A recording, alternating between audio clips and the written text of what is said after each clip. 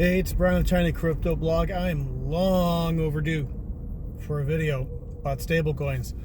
I did get hit with an inspiration a few weeks back, but with life being life, it was a case of not having the energy or the time to be able to do something, because I could tell at the time things are going to be heating up with stablecoins as far as news and implementation. So it's good to be aware of what's going on, because there's risks as far as our financial and our personal sovereignty that, depending on probability and possibility, are kind of hinging on these things. So with stablecoins, the general gist is that the current U.S. administration is being friendly towards them. There will be legislation coming down, or there's legislation coming down the pipeline that will essentially establish a framework for the use of stablecoins in transactions, having it being officially recognized that yes, we're okay with stablecoins. Part of the motivation for this is that every time someone wants to buy new stablecoins, whether it be Circle, whether it be Tether, whether it be Paxos, in the cases of Tether and Circle, they're using the money they receive in order to back up and make it a one-for-one asset, where each dollar in stablecoins is backed up by a dollar in assets. In a lot of cases, they're using that to buy U.S. treasuries, U.S. government bonds, which have a yield. Like in the case of Tether, I think they've got an insane amount. I think, and there might be, and sorry, I don't remember this, they're the fourth largest holder of U.S. treasuries, which is mad, because it's larger than pension funds, bond funds, nation states, what have you.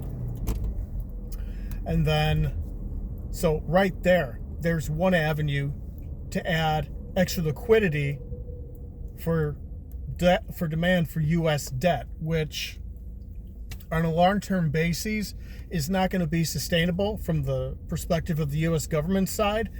But from the point of shoring up the U.S. dollar and acting as an additional buffer for the debt until hopefully something is eventually done to slow down the rate of growth and maybe even possibly halt it and just keep things at neutral, and that no new capital essentially is built and it's all, having to pay off interest on the loans, interest on the bonds.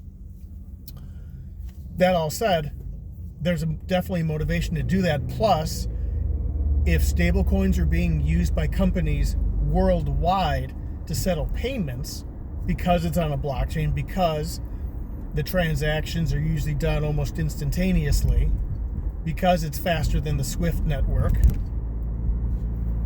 then you're going to have a lot more international demand for essentially U.S. dollars, albeit getting funneled into the stablecoins. So what are the risks to this? The risks are that if you hold these stablecoins, you might have a wallet address that can be censored. That's happened with Tether. I believe it's happened with Circle, where the U.S. government or one of the law enforcement agencies says, hey, you need, here's our official document. You need to freeze the assets in this wallet, because we can verify that this wallet is owned by this entity or controlled by this entity, and that entity's been on whatever criminal list. Boom, blocked and locked.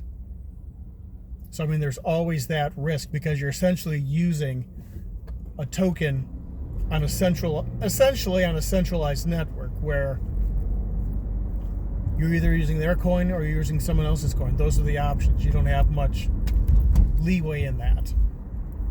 So, and then it's also too, depending on how you're using it, you also have it identified that if you're transferring funds, either you have funds in that wallet address that you transact with, or you move it from a wallet address to a wallet you transact with, just using the public ledger, someone can look at that and see how many funds are in either the transaction wallet or the funding wallet, in which case okay, that's revealing numbers. Now, if you're a publicly owned company, it's not that big of a deal because you're already disclosing a lot of financial information openly.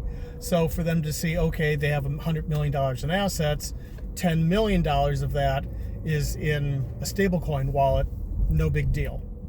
But at the same time, too, if they know if it's known what that wallet is, that means someone can try and mess around and find a vulnerability, whether it be getting access to private keys or trying to do like a phishing, smishing, a scam to be able to get access to it. So it's another threat vector. Personal address, same risks. You know, you're working on a publicly exposed ledger, so a lot of information becomes available for whoever wants to look it up. That said, we're talking about an implementation of blockchain technology, which people use this. It's differentiated from Bitcoin, and this is what mainstream adoption looks like. So anyway, that's my stablecoin report. Thanks for tuning in. You can follow TinyCryptoBlog on the social media pages, list in the show notes, and with that, be well, everyone. Talk to you soon.